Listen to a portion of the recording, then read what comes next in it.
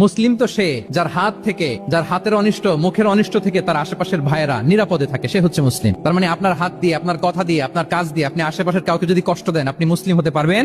আপনি আশেপাশের কাউকে কষ্ট দিতে পারবেন না। আপনার নেইবরকে যদি আপনি কষ্ট দেন, আপনি মুসলিম হতে পারবেন না। আপনি অন্যের প্রাইভেসিতে যদি ইন্টারফেয়ার করেন, কারো প্রাইভেসি যদি ভায়োলেট করেন, আপনি ভালো মুসলিম হতে পারবেন? কারো পার্সোনাল স্পেসে যদি আপনি নাক গলান, আপনি যদি ইন্টারফেয়ার করেন, তাহলে আপনি ভালো মুসলিম হতে পারবেন?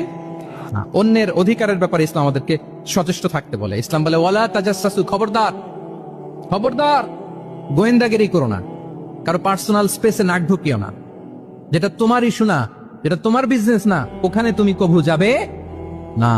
কিন্তু আমরা এগুলো ভায়োলেট করি, দেদারসে। কি বলেন? অন্যের কোনো বিষয়ে আমাদের আগ্রহ থাকে বেশি, এরকম থাকে না? এনএসইউ তে আলহামদুলিল্লাহ এরকম কেউ নাই, আছে এরকম? কার পার্সোনাল বিষয়ে আমাদের কোনো ইন্টারেস্ট আছে?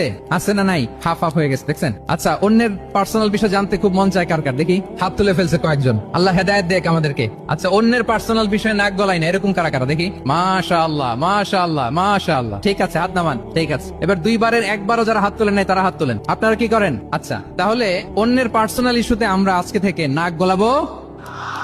আমরা ভুল করে ফেলি, ইনশাল্লাহ আমরা এমনটা করবো না। আমরা অনেক সময় খুঁচিয়ে খুঁচিয়ে তার পার্সোনাল বিষয় জানতে চাই।